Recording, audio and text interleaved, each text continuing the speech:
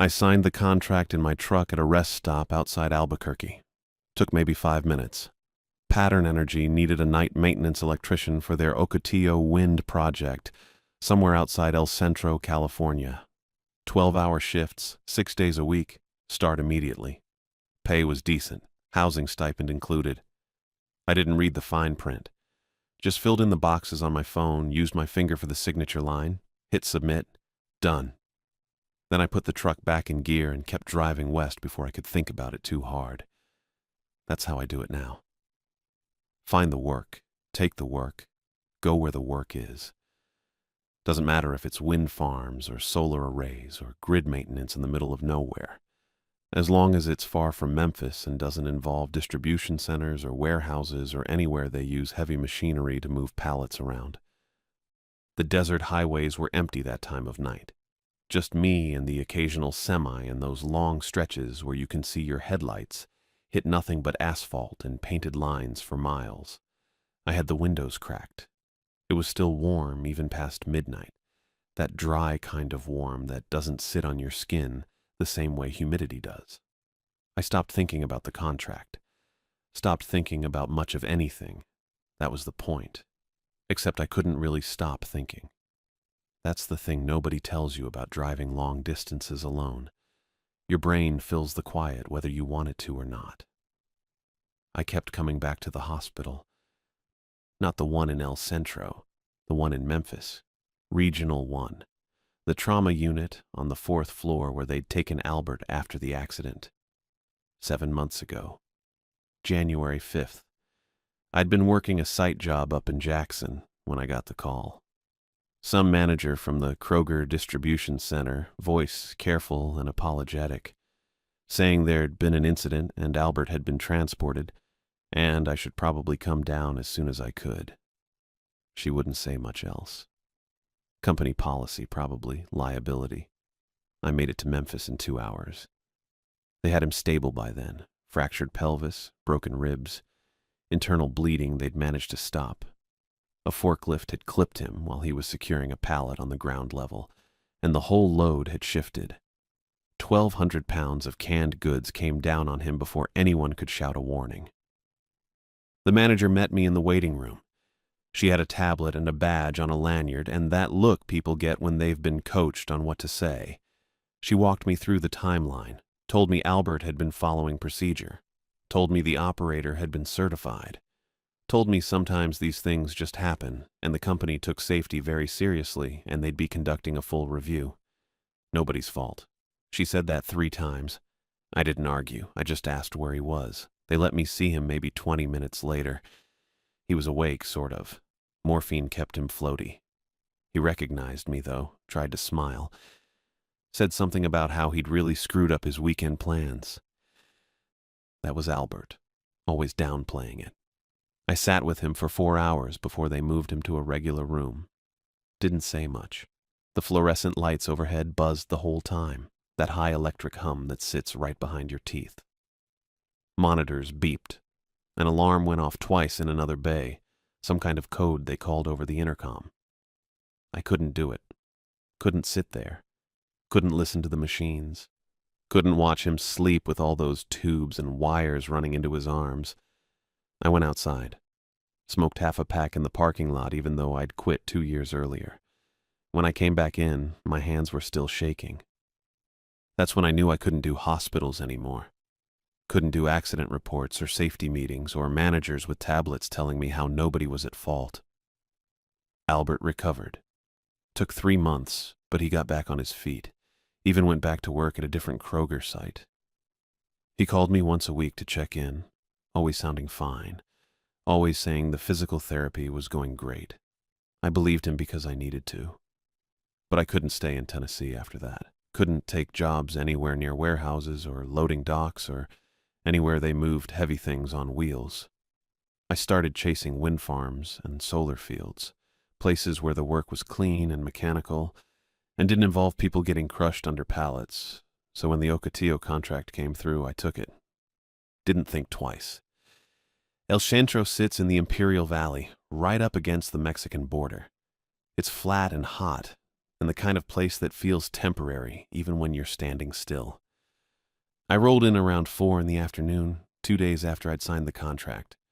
The site office was 10 miles north of town, a double-wide trailer planted in the dirt with a gravel lot and a chain-link fence around it. Wind turbines spread out in every direction. Had to be 100 of them, maybe more. Tall white towers with 3 blades each, some of them turning slow, some of them still. They didn't make much noise from the ground, just a low whoosh when the wind picked up. I parked next to a Ford pickup with a Pattern Energy decal on the door and grabbed my folder of paperwork. Everything smelled like dust and creosote. Inside, the trailer had that industrial office setup.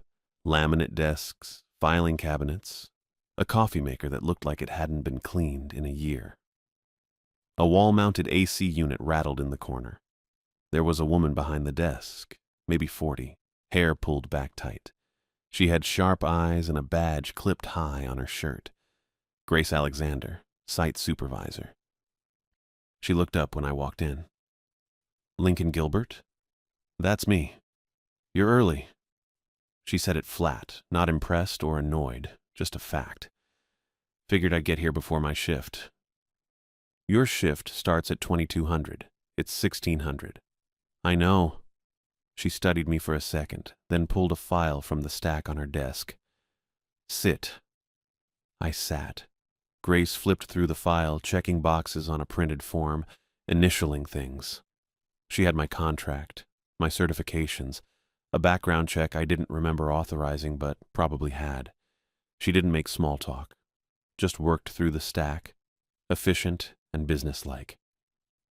After maybe 5 minutes, she slid a laminated card across the desk. "Read this." It was the size of an index card, printed on both sides. The front had a list of 8 rules in bold text.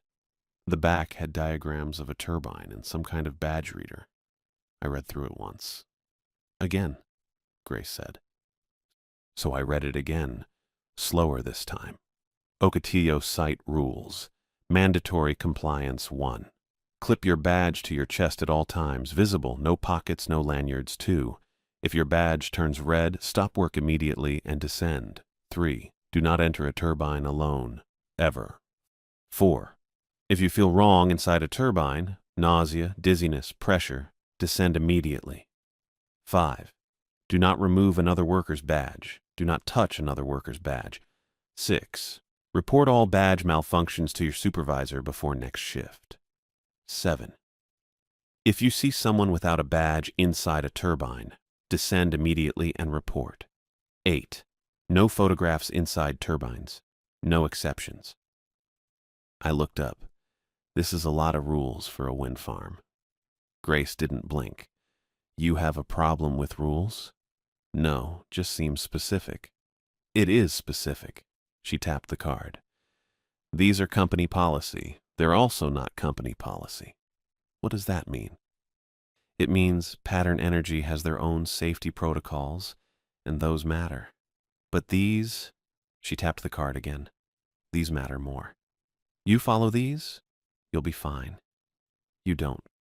You won't last a week." I set the card down. "Okay. I'm serious, Gilbert. You don't argue about the badge. You don't ask why. If it turns red, you get out. If something feels wrong, you get out. That's it." "Got it." She leaned back, arms crossed. "Especially up a turbine. You're going to be doing night maintenance, which means you'll be inside them when it's dark and quiet and your brain starts playing tricks. You feel pressure, you feel sick, you feel anything off. You descend. Immediately. Understood?" "Understood." Grace held my eyes for another beat, then nodded. "Good.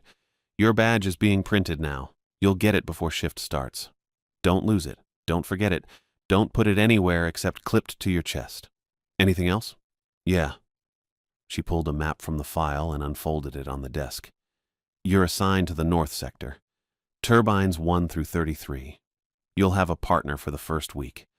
After that, you're on your own unless we're running a 2-man job."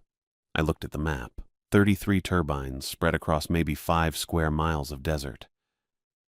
"Questions?" Grace asked. I had about a dozen, but I didn't ask any of them. No, I said. Good. Be back here at 21:45. Don't be late. I stood up, took the laminated card, and walked out. The wind had picked up outside.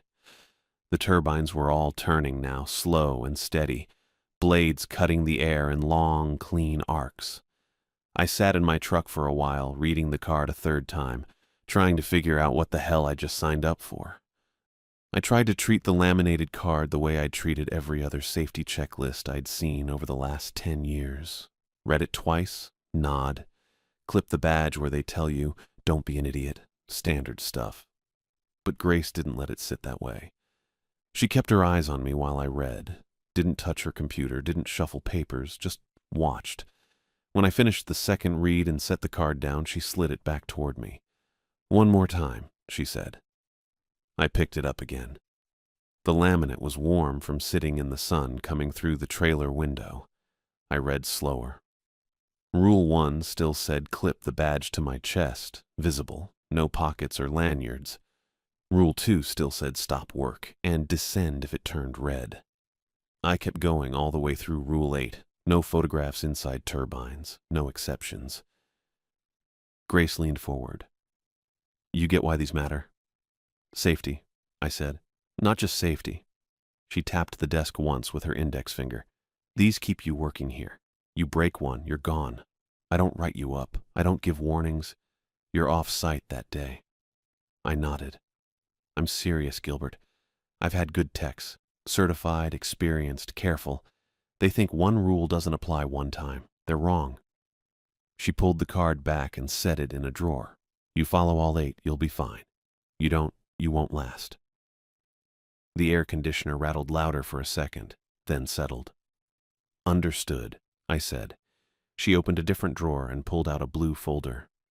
Your partner for the first week is Willie Matthews. He's been here 14 months. He'll walk you through the sector, show you the standard checks, make sure you know where everything is.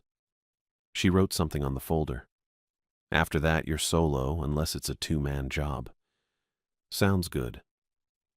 Grace closed the folder and looked at me again. Her expression didn't change. Willie's solid. Listen to what he says. Some of it'll sound like superstition. It's not.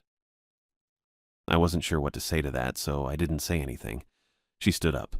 21:45. Don't be late. I left. I came back at 21:40. Didn't want to cut it close on the first night. The lot had 2 more trucks now, both with Pattern Energy decals. The wind was stronger than it had been that afternoon. I could hear the turbines clearly, that low, whooshing sound cycling over and over. Grace met me at the door and handed me a badge on a metal clip. It was the size of a credit card, white plastic with a black stripe on the back and my name printed on the front. Lincoln Gilbert. Beneath that, it said night maintenance and had a barcode. There was a small LED embedded in the top right corner. It was green. Clip it now, Grace said. I clipped it to the chest pocket of my jacket. The little light stayed green. Good.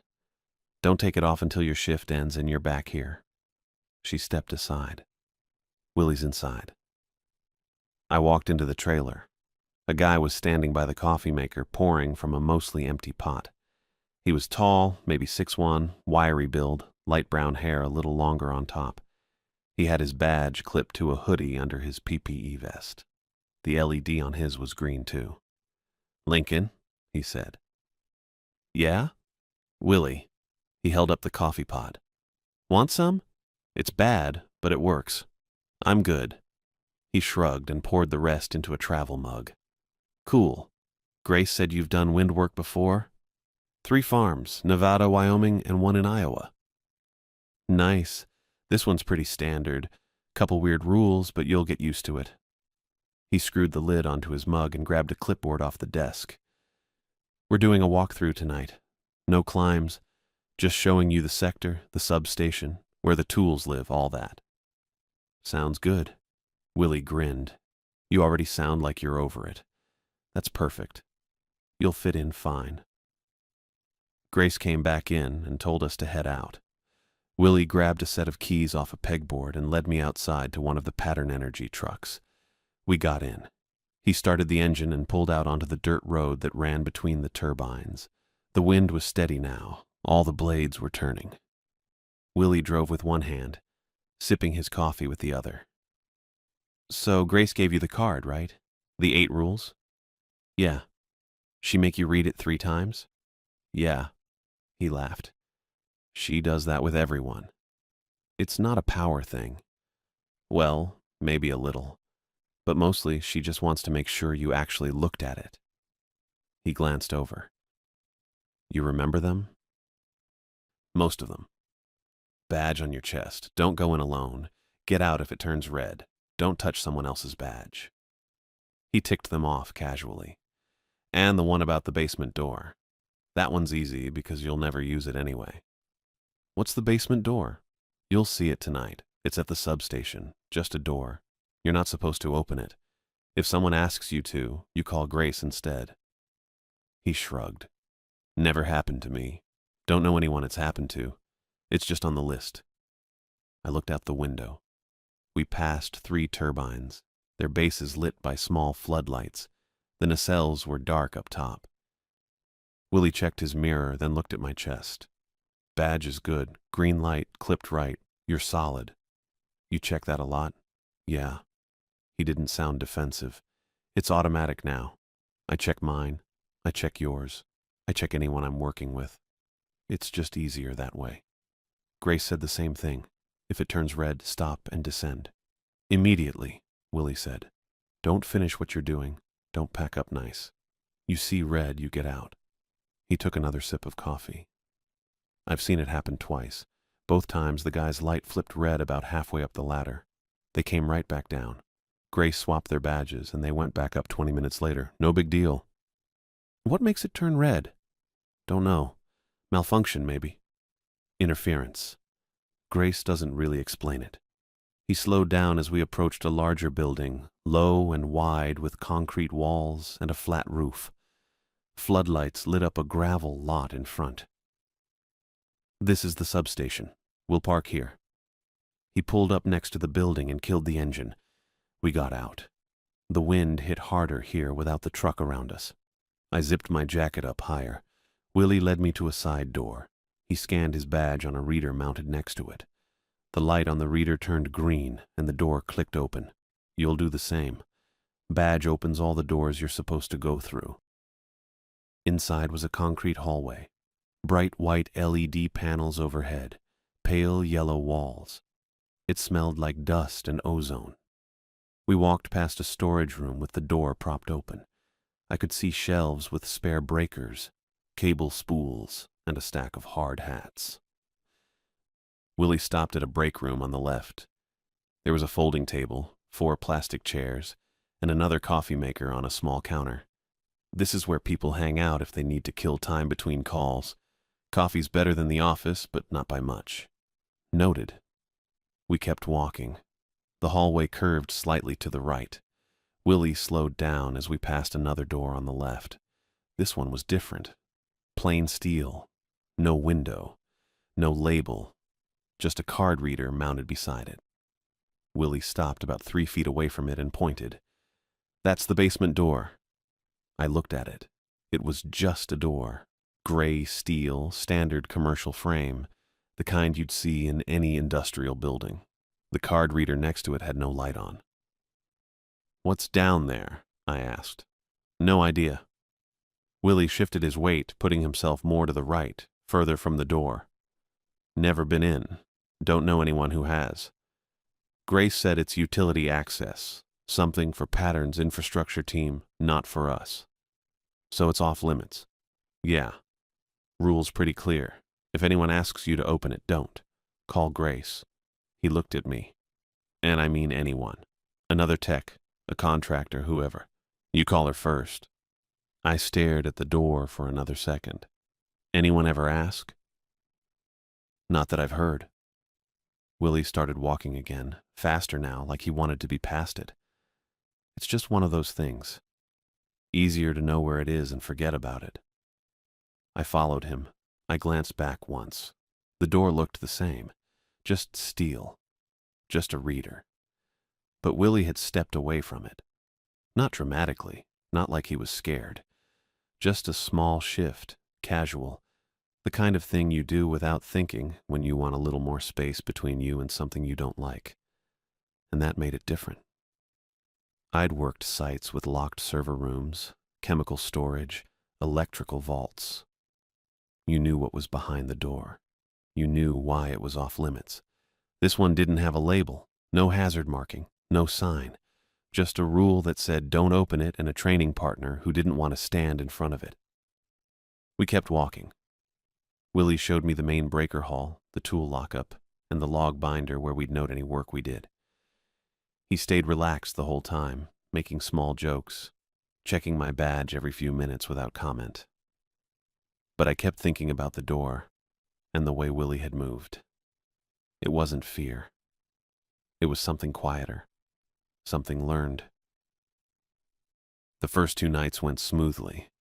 I followed Willie between turbines, climbed 3 towers to check nacelle connections, and logged every reset in the paper binder Grace kept in the truck. Willie talked through each step out loud, not lecturing exactly, just thinking with his voice. He'd point at a breaker panel and say, "Okay, so this row's your aux systems. This one's your pitch control backup.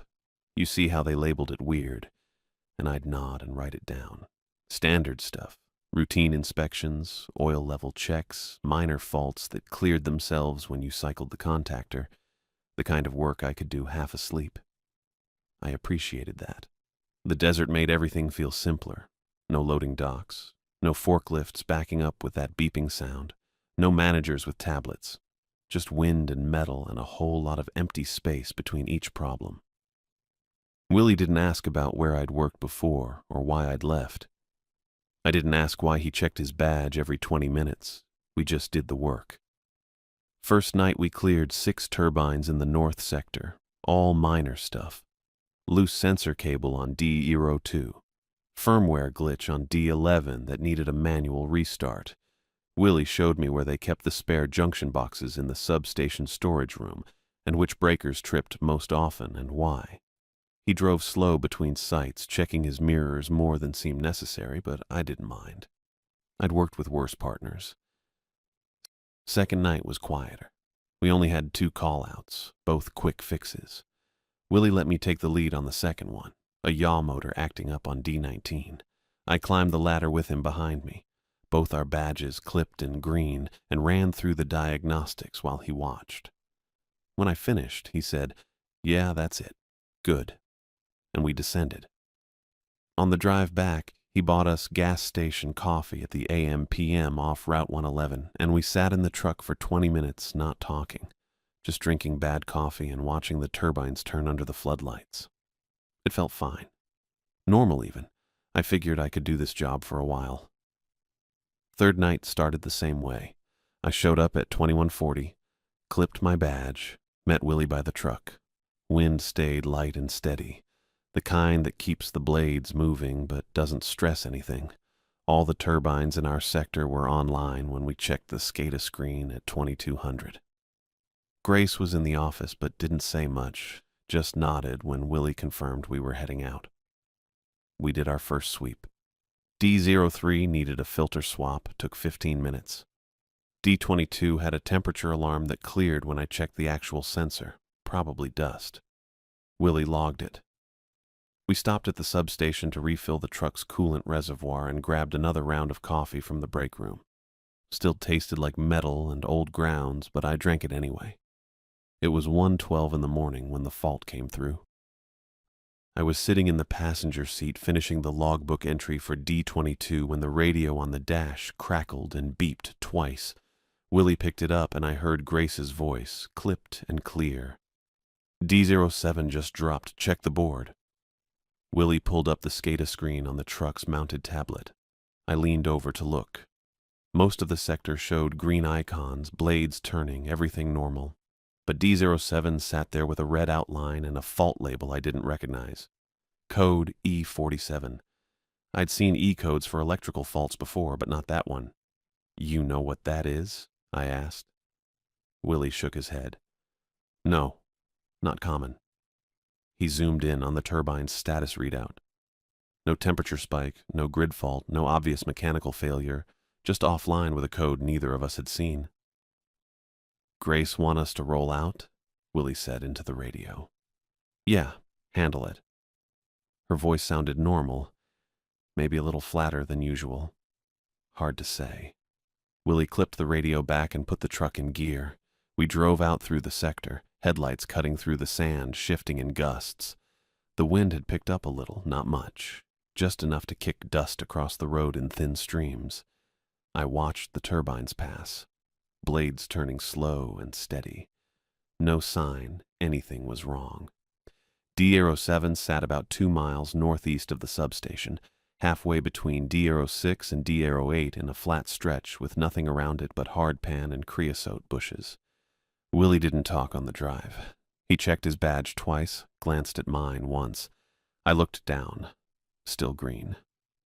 When we got close, I could see the turbine tower lit up by our headlights. White paint streaked with dust. The nacelle up top motionless while the turbines on either side kept turning. Willie parked 20 feet from the base and killed the engine. We both sat there for a second, looking up. Nothing obviously wrong with it. Tower looked fine. No scorch marks, no damage I could see from the truck. Blades weren't locked at a bad angle or anything. But the access panel stood unlatched. I noticed it when I got out of the truck. The small steel door at the base of the tower, the one you badge in through to reach the ladder well. It wasn't closed all the way. Not wide open, just unlatched. Maybe an inch of gap, enough to see it wasn't sitting flush. Willie saw it too. He stopped halfway to the tower and stared at it. That was locked this morning, he said. His voice had this edge to it I hadn't heard before. Not scared exactly. More like he'd personally failed something he normally had under control. I walked up to the panel and looked closer. No pry marks, no damage to the reader. The badge scanner next to the door still had its little green standby light on, same as every other turbine. I pulled the door open the rest of the way and shined my flashlight into the ladder well. That's when I saw the boot marks, fresh ones, treads pressed into the thin layer of dust on the concrete floor just inside the threshold, leading toward the ladder. Maybe 2 or 3 steps worth. Then nothing. Like someone had stepped inside and vanished. I crouched down and looked closer. Definitely recent. The edges of the prints were sharp, not smoothed out by settling dust. And the tread pattern didn't match my boots or Willie's. Different sole, deeper lugs. Willie, I said. He came over and looked where I was pointing. His jaw tightened. That's not ours, he said. No. And we're the only night crew in this sector. Yeah. He stepped back from the door. Not far, maybe a foot. Just enough to put a little more space between himself and the ladder well. I'd seen him do that same movement at the substation, by the basement door. Small, casual, unconscious. I stood up and checked the SCADA tablet Willie had brought from the truck. Still showed D07 offline, fault code E47, no new information. I looked up at the nacelle, dark and still against the sky. We going up? I asked. Willie didn't answer right away. He was staring at the boot marks, then at his own badge, then back at the marks. Before he could say anything, his radio crackled. Not the normal squelch and beep. This was different. Sharper. Louder. It cut through the wind with this clarity that didn't make sense for how far we were from the substation. Willie pulled the radio off his belt and the static cleared instantly. Grace's voice came through. Perfectly clear. No distortion, no background noise. Like she was standing right next to us. Handle it fast, she said, and bring back the down tower camera kit when you're done. Willie keyed the mic. Copy. We're at the base now. Access panel was unlatched. Silence for 3 seconds, then, I know. Handle it. Camera kit's in the nacelle storage locker, yellow case. Don't forget it. The radio clicked off. Willie stared at it for a second, then clipped it back to his belt. His hand was steady, but his face had gone tight in a way I recognized. The look people get when they realize the situation has rules they don't fully understand. I felt it too, that tightening. Like the 8 rules on the laminated card weren't just guidelines anymore. They were the only thing keeping something bigger from happening. Grace knew the panel was unlatched. She knew before we told her, and she wanted that camera kit back. I looked at Willie. He looked at me. "Badge is green?" he said. I checked mine. "Green." He checked his. "Yeah. Okay." The wind picked up a little, rattling the loose panel door against its frame. "Let's handle it," Willie said. Willie froze. Not in the way people freeze when they're thinking. In the way they freeze when they've remembered something that matters, and they're deciding whether to say it out loud. His hand went to his own badge first, checked the light. Green. Then his eyes went to mine. "Badge good?" he said. I glanced down, still clipped to my chest, still green. "Yeah," I said. He didn't look satisfied. He stepped closer, close enough that I could see his breath fogging a little in the cold air, and stared at my badge placement. Not the light. The clip, the angle, the position on my jacket. "It's clipped right," I said. "I know." But he kept looking. I figured he was running through the rules in his head. Rule 1, badge visible, chest height, clipped secure. I'd done that. Rule 2, get out if it turns red. It wasn't red. Rule 3, don't go in alone. That one we were about to break. Except we weren't. Because Willie was still standing here, and I was still standing here. And the turbine was right there with its access door half open and the panel fault blinking red inside the control box mounted to the exterior frame. Willie exhaled slow. "Okay," he said. "We go up together." I nodded. He didn't move yet. "You good with that?" he said. "Yeah." "Because if you're not..." "I'm good." I reached up and tapped my badge twice with my knuckle. Just a light tap. Green light didn't flicker. I wanted him to see I got it, that I understood the badge mattered, that I was paying attention. I didn't actually understand why it mattered more than fixing the fault, but I understood that it did. Willie's shoulders dropped half an inch. He nodded once, sharp. "All right," he said. "Let's handle it." He pulled the access door open the rest of the way and stepped inside. I followed. The ladder smelled wrong. Not bad, just wrong. Hot metal, which made sense because turbines ran warm. Grease, which also made sense because gearboxes leaked and lubricant got everywhere. But under that was something else. Stale air, maybe. Or air that had been breathed too many times in a closed space. I'd been in dozens of turbine towers. They all smelled about the same. This one smelled the same, but heavier, thicker. Willie clipped his headlamp on and started climbing. I did the same and followed 2 rungs below him. The ladder was standard industrial. Steel rungs, safety cage around it starting at the 10-foot mark. Yellow paint worn down to bare metal in the center of each rung where boots hit. My gloves gripped fine. The rungs were solid. I pulled my phone out of my pocket with my right hand, holding the ladder with my left, and checked the screen. 2 bars, then 1, then no service. I kept climbing. 3 rungs later, 2 bars came back. I shoved the phone back in my pocket and used both hands. Another few rungs and I felt it drop again. Not the phone. The signal. I didn't need to check. I could feel it go. That little absence of connection. The same way you can feel when Bluetooth cuts out even if you're not actively using it. It came back. Then it dropped again. I didn't like that. Signal dropped in turbines sometimes.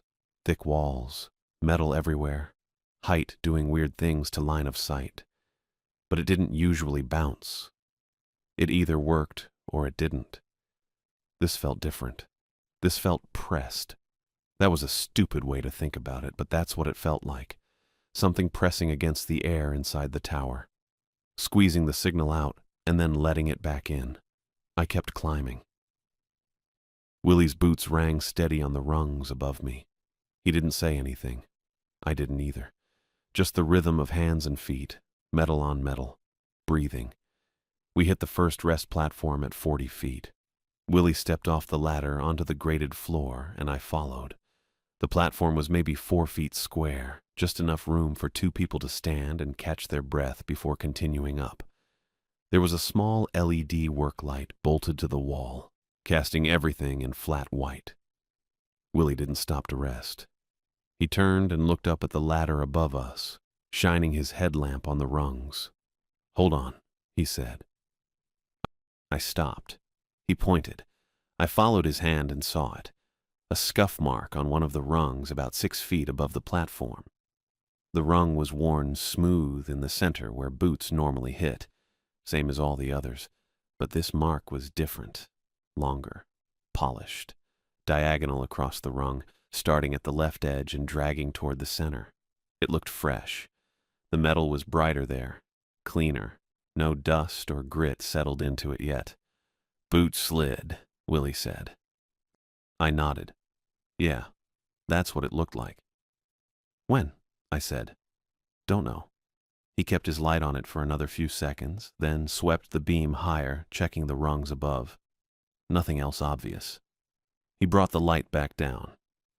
"Gate lock was intact," he said, "when we checked it outside before we came in." "Yeah. So nobody's been inside since last shift, right?" Willie looked at me. "Except somebody was," he said. I didn't have an answer for that. He chewed the inside of his cheek for a second, then shook his head. "Maybe day crew," he said. "Maybe they logged it wrong, or didn't log it. Maybe." But he didn't sound convinced. And I wasn't either. Day crew would have locked the gate, and if they hadn't locked it, Grace would have caught that during shift turnover. She checked everything. Willie put his boot on the next rung. "Keep going," he said. I did. We climbed another 60 feet in silence. I counted rungs. It's a habit. 42 rungs from the first platform to the second. Standard spacing, 12 inches apart, no variation. My hands found the rhythm and I stopped thinking about it. That's when my headlamp caught the handprint. I stopped. Willie kept climbing for 2 more rungs, then noticed I wasn't behind him and stopped too. "What?" he said. I aimed my headlamp higher, at the rungs above me. There, dark streaks on the metal, wet-looking. 4 lines parallel, the width of fingers, and next to it, a smudge the size of a palm. Handprints, 2 of them. One on the left upright, one on the rung 3 feet higher. "Willie," I said. He climbed back down until he was level with me and shined his own light where I was looking. He didn't say anything for 5 seconds. "That's fresh," I said. It was. The streaks hadn't dried yet. They caught the light wrong, still tacky, still wet. Willie leaned closer, not touching the ladder, just looking. "Grease," he said. Maybe. Grease was everywhere in a turbine. Gearbox above us could have leaked, could have dripped down, could have gotten on someone's gloves. But grease didn't leave handprints that clean, and it didn't explain why someone had been climbing after we'd entered. Because that's what I was thinking, the scuff on the rung below, the wet prints above. Someone had been in here, recently, maybe still in here. I looked up into the darkness above Willie's head. The ladder kept going, another 100 feet to the nacelle. My headlamp beam didn't reach that far, just rungs and shadows and the curve of the tower wall. I heard it then. 3 footsteps, boots on metal rungs, slow, careful, directly above us. Steady rhythm, same rhythm I'd been climbing. I stopped breathing. Willie heard it too. His whole body went still. The footsteps stopped. We didn't move. Silence. Just the low hum of the turbine. the distant sound of wind outside, the faint creak of the tower swaying. Then the footsteps again. 3 more. Same pace, same spacing, matching us. Someone was up there, waiting. I looked at Willie. His face was pale in the LED light, his jaw tight. He didn't look up. He looked at me. Then he raised his hand and made a signal. 3 fingers, tapped his chest where his badge was clipped. Rule 3. Don't go in alone. We weren't alone. He pointed down. I didn't argue. I backed down 1 rung, then another. Willie followed, staying above me, keeping himself between me and whatever was higher up. The footsteps started again, not retreating, not coming closer, just matching. 3 steps. Pause. 3 steps, following us down.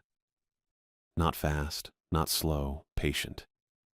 My boot hit the second platform and I stepped off the ladder. Willie came down right after, his breathing fast and shallow. The footsteps stopped. We stood there. Neither of us looked up. Go, Willie said, quiet, flat. I went. I went down fast.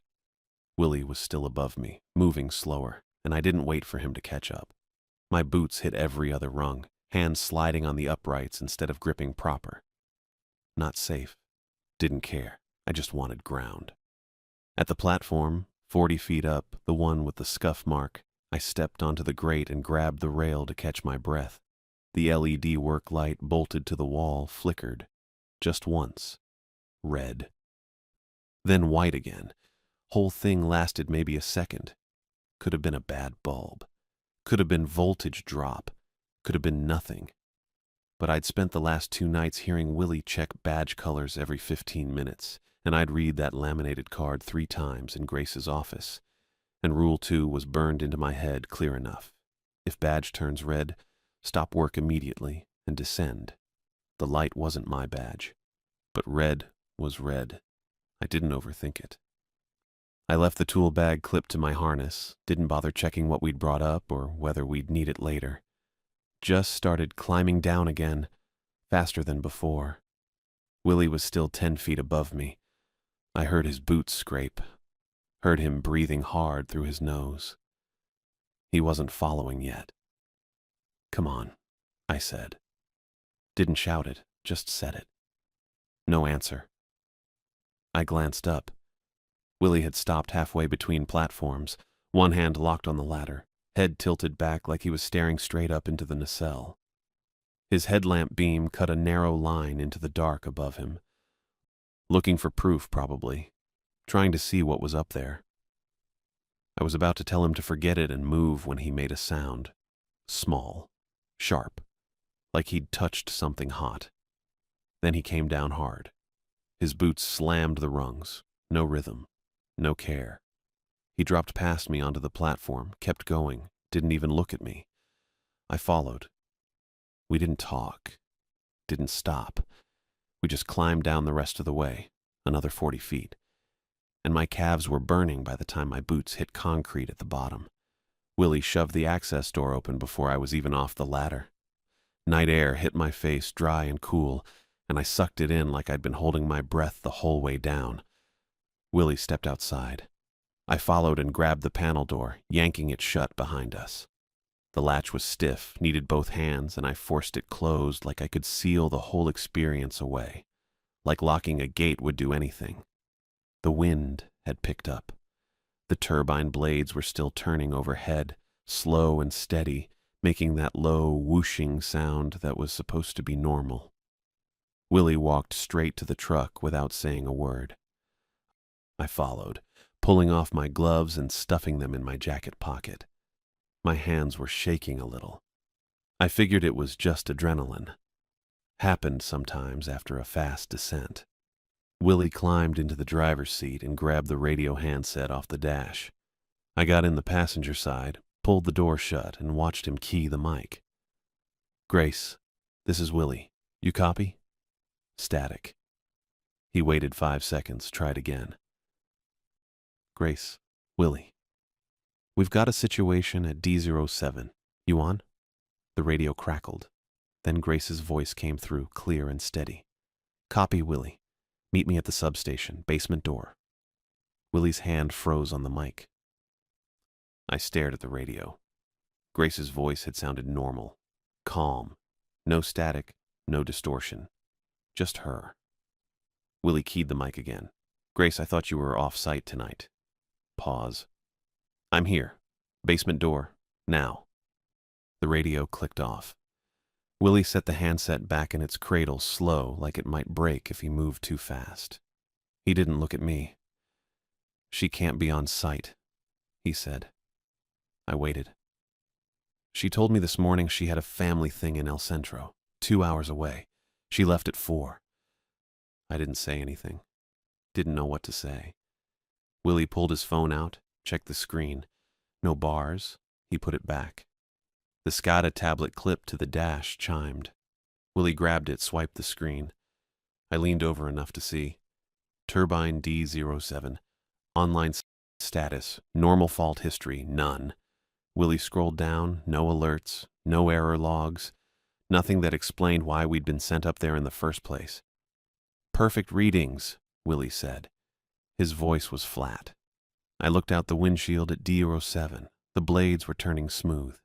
No wobble, no hesitation. The tablet chimed again. Willie looked down. 5 turbines on the east ridge. E14, E15, E16, E17, E18. Dropped offline one after the other. Neat sequence. 2 seconds between each fault, like someone flipping switches in a row. Willie stared at the screen. "That's not random," I said. "No." He set the tablet down, put the truck in gear, and pulled onto the dirt road heading south toward the substation. I didn't mention the footsteps, didn't mention the handprints or the scuff mark or the way the light had flickered red.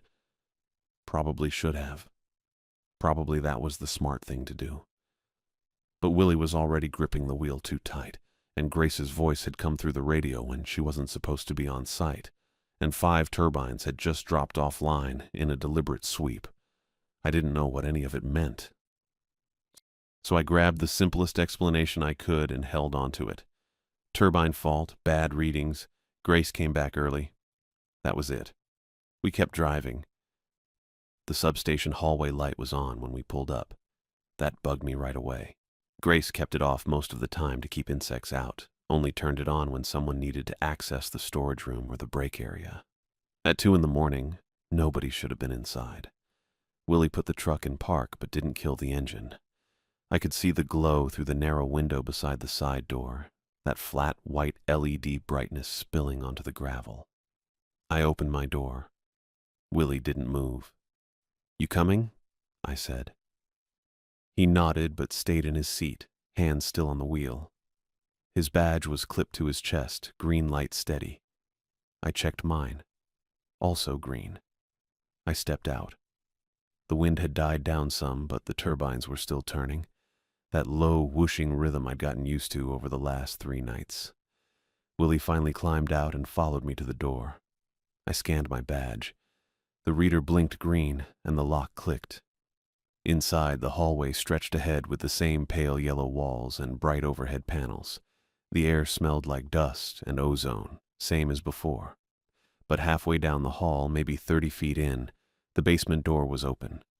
Not wide, just an inch, maybe 2. A thin strip of red light leaked out from the gap, sharp and wrong against the white LEDs overhead. Willie stopped short. His boots scraped on the concrete. I looked at him. His face was blank, but his hand had drifted up toward his chest, fingers brushing the edge of his badge clip. "Willie," I said. He didn't answer. He was staring at the door. I stepped in front of him, blocking his line of sight. "Don't." His hand dropped, but his eyes didn't leave the door. I turned and looked at it again. The red light pulsed once, slow and deliberate, then held steady. From inside, a voice spoke. "Hey, little help here." It sounded exactly like Willie. Same relaxed tone, same slight rasp at the edges. Willie's breath hitched. The voice continued. "Door's stuck. Someone fell. Need a hand getting it open. I grabbed Willie's wrist before he could move. He tried to pull away, not hard, just automatic. That's not you, I said. I know, Willie said, but his hand was still reaching. The voice shifted. Lincoln. My name. Worse, because I'd only ever put that on paperwork with Grace. Willie called me by my last name half the time, and I'd never introduced myself to anyone else on site. Lincoln, we need you to open the door. It's part of the reset protocol. The voice wasn't Willie's anymore. It was flatter, more neutral, clinical. I pulled Willie back another step. His wrist was slick with sweat under my grip. I dug my phone out with my free hand and called Grace. It rang 4 times, long enough that I started thinking she wouldn't pick up. Then her voice came through, groggy and annoyed. What? We're at the substation, I said. Basement door's open, Is Willie with you? Yeah. Look at his badge. I turned. Willie's badge was still clipped to his chest, green light showing. But now that I looked closer, the plastic casing looked cloudy. Not cracked. Not dirty. Cloudy from the inside, like condensation trapped under the surface. The photo still looked like Willie. Same narrow face, same tense mouth, but the edges were blurred. It's wrong, I said. Grace's voice sharpened. Don't let him touch the door. Don't let him go near it. Okay. I'm 20 minutes out. Keep him away from it. You hear me? Yeah. She hung up. The voice from the basement spoke again, and this time it sounded like Grace. Same clipped cadence, same authority. Rules are being updated. Basement access is required for system reset. Open the door. Willie leaned forward, not walking, just shifting his weight like he was trying to see past me. You hear that? He said. Hear what? People. There's people down there. I listened. All I heard was a low electrical hum, steady and mechanical. No voices. Willie tilted his head, listening to something I couldn't pick up. They're calling for help, he said. Multiple people. They're stuck. I tightened my grip on his wrist. There's nobody down there. I can hear them. The red light from the door pulsed again, brighter this time. Willie pulled harder, and I had to plant my feet to keep him from moving forward. Rule 5 flashed through my head. Don't remove or touch another worker's badge. I reached up with my free hand and yanked Willie's badge off his chest. The clip popped loose clean. Willie flinched. What are you? I stepped past him and clipped the badge to the basement door handle. The red light flared so bright I had to squint. Then it snapped off. The hum cut out. The voice died mid-word. The door stayed open an inch, but the gap was dark now. No light, no sound. Willie staggered back like someone had shoved him. His hand went to his chest where the badge had been, fingers fumbling at empty fabric. Come on, I said. I grabbed his shoulder and dragged him back toward the entrance. He didn't fight me, but he wasn't helping either. His legs moved on autopilot. We made it to the main hallway door and I shoved it open. Willie stumbled through. I followed and pulled the door shut behind us, then looked around. There was a rolling tool chest against the wall about 10 feet down, red metal with 4 drawers and heavy casters. I pushed it in front of the door and locked the wheels. Willie sat down on the floor, back against the concrete wall, staring at nothing. I pulled out my phone. Still no signal. I went back outside. 2 bars appeared. I called Grace again. She picked up on the first ring. What happened? I took his badge off, clipped it to the door. Light went out. Silence. Then, you're both outside the hallway? Yeah, door's blocked. Good. Stay there. I'm 15 minutes out. Okay. She hung up again. I sat down next to Willie. He was breathing too fast, shallow and uneven. You good? I said. He shook his head. I heard them. I swear I heard them. I know. You didn't? No. He pressed his palms against his eyes. What the hell was that? I didn't have an answer. We waited. Grace showed up at 4:40. Two other trucks pulled in right behind her, Cole Marshall and Nicole McCarthy, both wearing clean PPE with badges clipped high on their chests. I recognized them from the day crew, though I'd never worked with them directly. Grace climbed out of her truck. Her hair was damp and pulled back in a messy bun, and there was dust on her jeans. She looked like she'd been woken up in a hurry and drove fast. She walked straight to the hallway door without saying anything to me or Willie. Cole and Nicole followed her inside. I heard the tool chest scrape across the floor. Grace came back out 2 minutes later. She looked at Willie, still sitting against the wall. "Inside," she said. "Break room. Sit still." Willie stood and walked past her without a word. Grace turned to me. "Show me what you did." I led her back into the hallway. The tool chest was off to the side now. The basement door was still cracked open, dark inside. Willie's badge was still clipped to the handle, but the LED was off. Dead. Grace crouched next to it and studied the badge without touching it. Cole and Nicole stood a few feet back, watching. "You clipped his badge to the handle," Grace said. "Yeah." "Why?" "Figured if it wanted in, I'd give it something else to chew on." Grace stood. She looked at me for a long moment, then nodded once. That was smart. She pulled a small multi-tool from her belt, used the pliers to unclip Willie's badge from the handle, and dropped it into a plastic bag Cole was holding. The door stayed dark. "What was it?" I asked. "Don't know exactly," Grace said, "but it treats badges like permissions. You gave it Willie's access. Traded him for the door." I understood immediately. Whatever was down there had been trying to get Willie to open the door himself.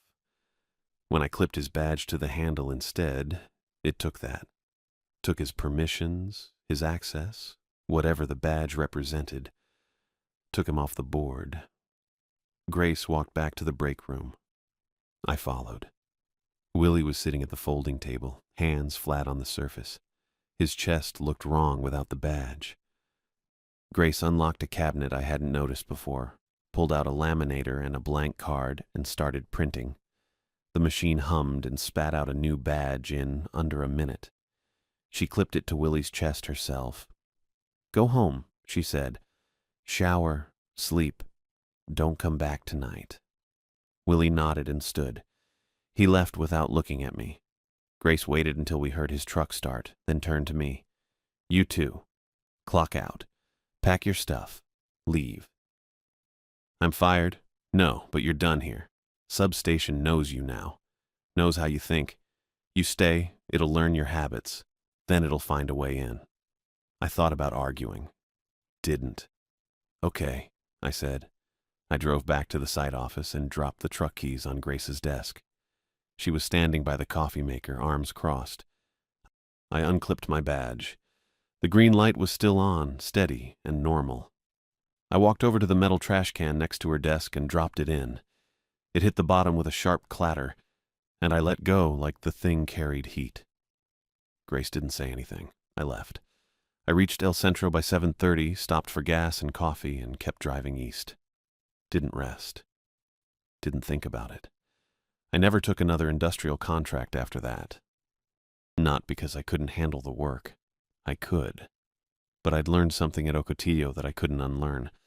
A badge could become a promise you didn't remember making, and promises had costs that outlasted any job.